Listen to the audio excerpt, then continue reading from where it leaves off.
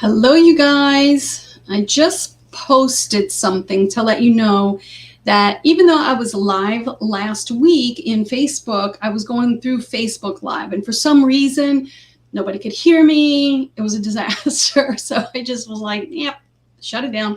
So this week I'm going back through StreamYard into Facebook. So I'm asking if you can hear me or see me, please let me know by posting in the comments. So it would be really nice. Also, if you're here, welcome, and hashtag live or hashtag replay if you're watching later.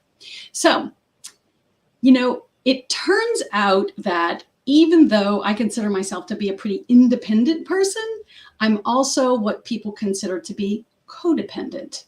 And so I was like, oh my God, when did that happen? How did that happen? Right? So welcome to Women's Self-Mastery. I'm Deb Pearson, and today's progression video is about codependency and how it affects not only our own lives, but also how it affects the lives of those around us. So I'm going to go over 4 things today.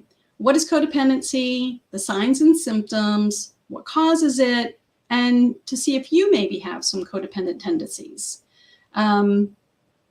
I think I said it in the description, I'm not a therapist. Yay, thank you so much, Kathy, appreciate it. I'm not a therapist, but I study emotional education, and I'm a coach and facilitator for that. And so this is something that just does come up a lot. People I see seem to have codependency on a regular amount of time. And it's also something that I have suffered with. I didn't even know I was suffering with it, but I was, and we'll talk about that as we go through this. So I have some, I guess you could call them definitions of codependency.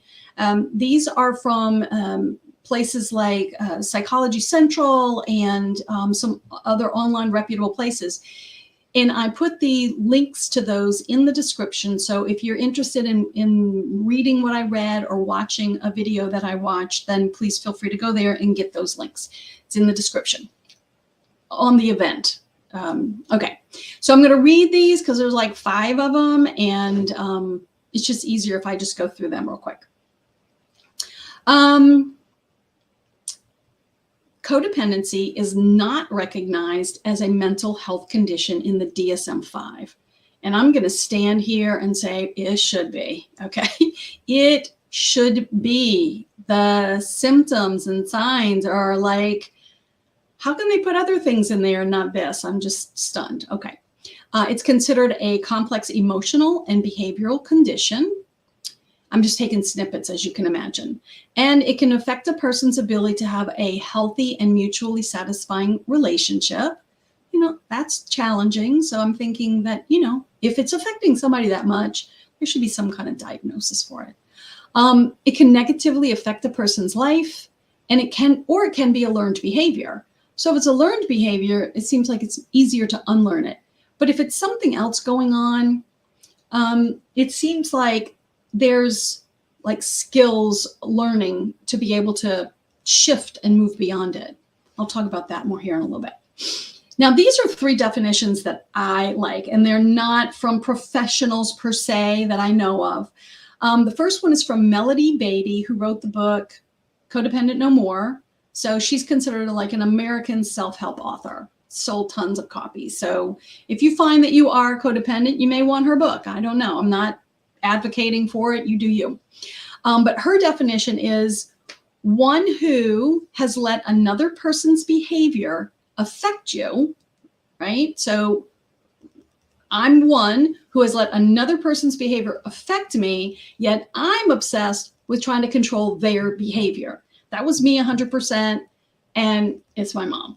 So it's like she would do something and I'd just be so upset about this, right? And I didn't realize that I was obsessing on it, but it was like very challenging and very effective. Effective meaning effective, not effective, right? So it affected me a lot. The second one is waiting for the other person to change without taking any action yourself. Oh, that was definitely me. The third one is my own personal one, which I kind of came up with just from the work I had been doing, that inner work.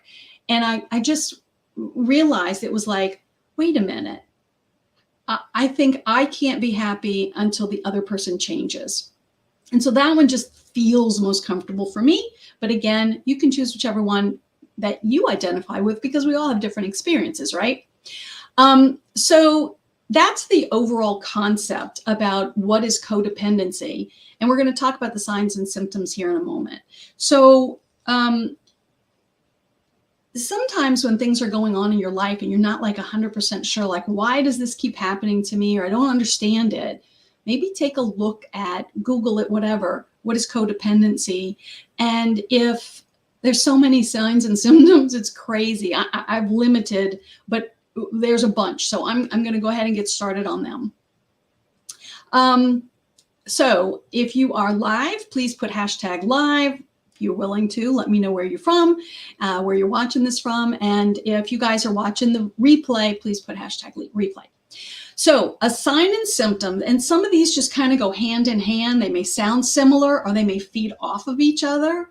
And they can include, I mean, a person that has codependency could have some of these. I don't know that anybody has all of these, but it's almost like a random pick. But there's several of them here. So I'm going to read it and then kind of speak about it, right? So poor boundaries with others. Somebody that has poor boundaries with others may say something like, I give and give and give. I give too much. I say too much. I do too much. And I allow people to walk all over me. So that may not say the words, but it's a sense that they have if they're codependent. Low self-esteem. Well, there's tons of reason for that, but a person that is codependent has typically some form of low self-esteem, and it's the kind of fill in the blank. I'm not blank enough. I'm not happy enough. I'm not good enough. I'm not fat enough, thin enough, tall enough, short enough, whatever it is, I'm just not enough, right? You're better than me because you have that thing and I don't. Another one is called caretaking. Now, this one reminds me of like people pleasing, and maybe they are very similar. So it's like, I'll take care of you, but you must do the same for me. So it's like I have these expectations, and maybe people pleasing doesn't, but in my experience, there have been a lot of that, but maybe a person's got two things going on. It's hard for me to know. The other one is that I feel responsible for so much, right? Something happened in my life where I just feel the need to be responsible for other people. And the key here is if I'm not taking care of other people, I don't feel good about myself. There's a couple people I can identify with that. The next one is obsessions. So I alluded to it earlier. If I'm obsessed with changing the behavior of this other person, there's something going on there, right? Or maybe I'm obsessed with getting something done. And if I don't get it done, it could be something as simple as cutting a limb on a tree, putting something in the attic.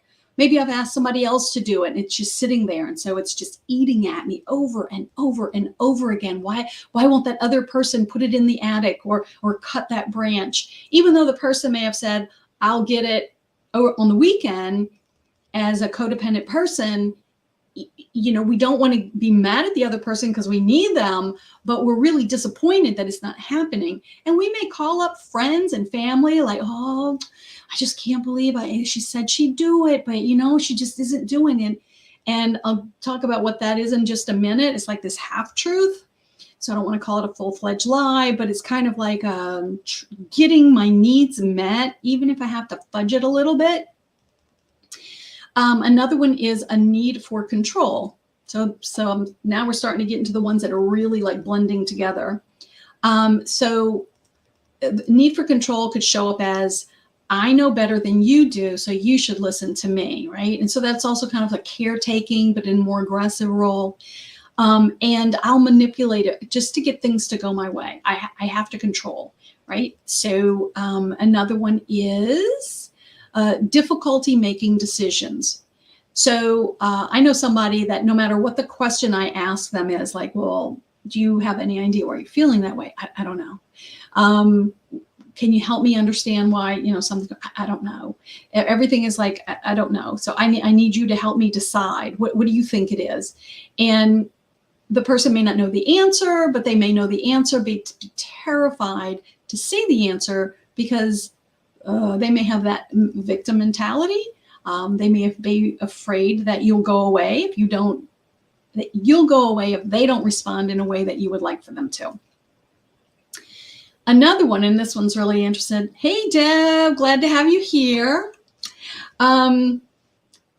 So in this particular case, the adult is the child and the parent, the child is the adult, but the parent is the child.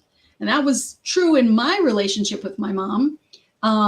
There was an awful lot of times where I would even just think, and I don't even know, I'm like, God, it's like I'm the adult in this relationship, not even knowing what was going on. And now I get it. Now I see why. But in this case, the parent will lean on the child a lot to make decisions.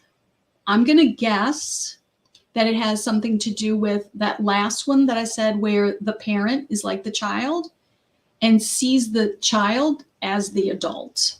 And that can create all kinds of problems. Just a couple more here. Trouble identifying or communicating thoughts, feelings, or needs. So again, these are meshing together. Like the other one is like, I don't really know what I need. I don't know what I'm thinking. I don't even know if I can really identify what I'm feeling, because the codependency in this part is I have to connect with you, even if it means I'm pro, pick a topic, abortion, guns, etc. I'm pro when I'm with this person, and I'm anti that exact same thing when I'm with this person. And I have watched that played out in my life, and it's like I just feel like my head's spinning, because I'm like, how can you be pro and anti at the same time? Like, it didn't make sense to me. Another one is chronic anger or strong emotional reactions. Holy moly, I think I've had that my whole life. So there's some sense of, how dare you? Don't you see what this is doing to me? Like, why can't you figure out how you're affecting me? And maybe it's some mind reading stuff going on. Like, I expect you to be able to tell how badly you're affecting me, or how upsetting it is for me. And the other part might be having conversations with the person over and over and over again, but still feeling like they're not getting the message. So one example might be your boundaries. Let's say somebody walks into your bedroom or your office or your wherever you are, and you don't like it because your boundary of, say, privacy, right? Your space is sacred to you, and you would rather somebody not do that.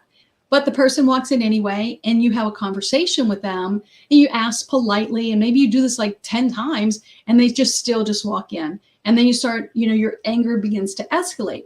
But if the person's codependent, it's like they just almost can't help themselves. An extreme need for approval or recognition. So that's that sense of, oh my God, please like me. I'll do whatever it takes to fit in. And there is so many people in this world, especially right now in our country, that are willing to do whatever it takes to fit in. And I'll just leave it there. Denial of problems. If you've ever heard somebody say something like, and I heard this, well, I was having these problems and I went to the therapist, but I'm not going to them anymore because I'm not taking responsibility for that. And so it's like an inability to be responsible, and like, don't try to make me responsible. Or it could be, I'm just going to pretend like that doesn't exist, whatever the thing is. So like, I know for myself, and I'm not going to reveal what, but there were a couple of times I can absolutely identify that were like really upsetting for me. And I went to my mom and I was like, hey, this terrible to me thing happened. And because she didn't want to deal with it, was afraid to deal with it, has codependency herself. So she's really terrified someone else might not like her. The solution for her was to just squash me down and say, let's not worry about that right now. Or can we talk about it later? And hope later never comes. And so It can be very detrimental for a child that grows up in that environment. Okay, 2 more, and then we're done. Anxiety or fear about being rejected, judged, or abandoned. And so there may be the sentiment of, I will do more than my fair share because I don't want to be rejected. I don't want to be judged, or I don't want to be abandoned. So, and this last one kind of seems a little bit like it's alone, but if you really go through them, you will see a thread going through most of these. Emotional and relationship issues. So there's this intimacy component. I'm scared of it, so I may push you away, but I crave intimacy, and so I may pull you toward me. So there's this push-pull. There is some work on it called distancer pursuer. And it's saying, I am terrified of intimacy, but I really, really crave it. So I'm going to depend on you to give it to me, even though what I'm doing doesn't make any sense to you. Okay. All right. So what might cause codependency? What might cause someone to have these tendencies? And I like to call it the tendency for codependency. All right, so I'm going to read this because this is from, I think it was Psychology Today, but anyway, like I said, everything's in the link, everything's in the description. All right, here's the definition. It was possibly developed when a child grows up in a dysfunctional family environment where fear, anger, and shame go unnoticed. This particular dynamic of it happening this way leads family members to withhold from expressing, like as in repressing, their emotions and ignoring their own needs. And if I'm ignoring my own needs, you can damn well better be sure I'm going to be ignoring your needs as well. The only person's needs that I'm going to be meeting is someone who I feel could hurt me emotionally, physically, some other way, psychologically, whatever. So that person's kind of the squeaky wheel, and so I'm going to meet their needs to keep the peace. Codependent, right? All right, so how can we maybe not be so codependent? What kind of things can we do if you have these tendencies? And again, not a therapist, so I'm just going to call them tendencies. If the DSM-5 can't diagnose it, then we're just going to go like, it just can't be diagnosed, right? But you can diagnose yourself if you want to. And I'm going to help you with what might be some tendencies written on a piece of paper, and we'll talk about that in just a minute. So, I think of myself as independent, but yet I have this tendency for codependency. So what I thought was I might throw this in there. There is, I call them the 4 dependencies. It's not diapers, okay? Like depends, but it's like dependencies. It's like there's dependent, independent, interdependent, and codependent. So dependent is we live in a world of dependency. We have to. People make our clothing, our food comes in from all over the world. You get it. There's dependency, our cars, our haircut, and whatever. Independent is, of course, when you can do things on your own. You don't really ask people for very much. And I like to use this analogy. It's not so much what you do if you're independent. In other words, how independent, like, do you like avoid people, right? But independent's fine. There's nothing wrong with that. I like to look at it as it's not so much what you do, but how much time you spend doing it and how much it affects your life. Right? So if you're so independent that you can't even have a partner in your life, if you're so independent that nobody can help you ever, you may have gone a little too far and need to take a look at that. All right, so that's independent, but overall independence is good, right? I don't necessarily need somebody else to help me do a whole bunch of things, but it's learning that when I need help, I can reach out and say, hey, could you help me with this? Interdependent. Interdependent's pretty awesome. Let's say 2 people move into a house together. They're whatever. They can be partners, or they might be roommates, whatever. And they both know how to cook and clean, right? So for expediency, this one says, I'm going to cook, and this one says, I'm going to clean. Like, great. We got a deal. If something happens to one or the other, like, I don't know, they fall sick, they go out of town for a week or whatever, the other person can easily take over, do the things. They don't need the other person to do it for them. It's just a way of being expedient. So interdependent is really, really nice, and it's very healthy. But codependent, this is the challenge. This one's the challenge right here, right? All right.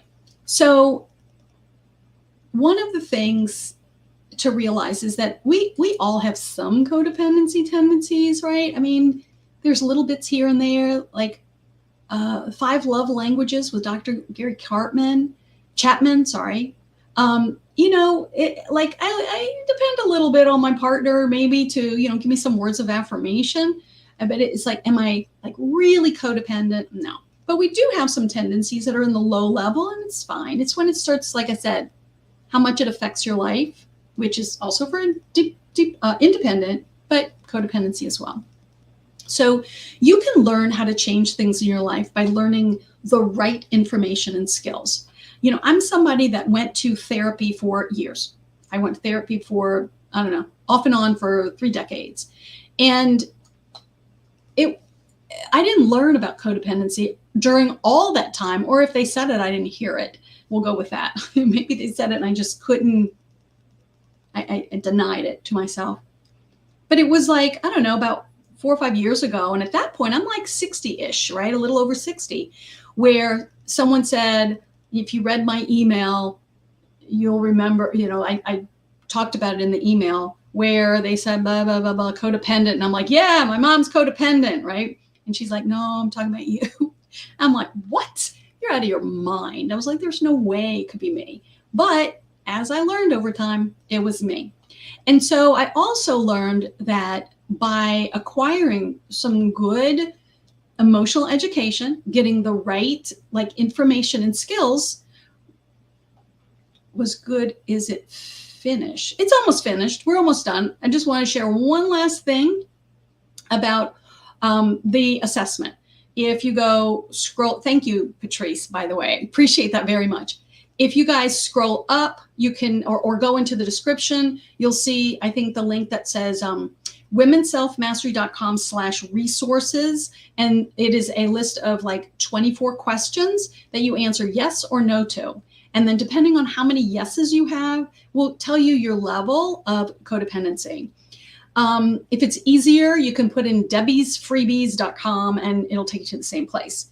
But the last thing is to remind you guys that on Thursdays at 11 a.m.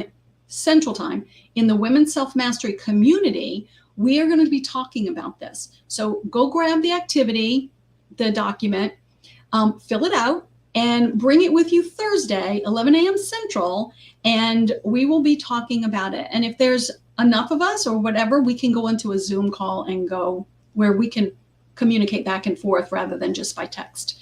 So if anybody's interested, please feel free to do that. Even if you just go get the activity sheet, again, debbiesfreebies.com, or that's an easy one to remember. So let's see. If you like this video, please make sure to like, subscribe, comment. If you know a sister friend who maybe suffers from this or has some tendencies toward it, please feel free to share the video with her, invite her to the Women's Self-Mastery community on Thursday, you know, even if you can't come and they can, you know, if it'll help them. All right, I'm Deb Pearson for Women's Self-Mastery, helping you become more awesome on the inside. See you guys next time.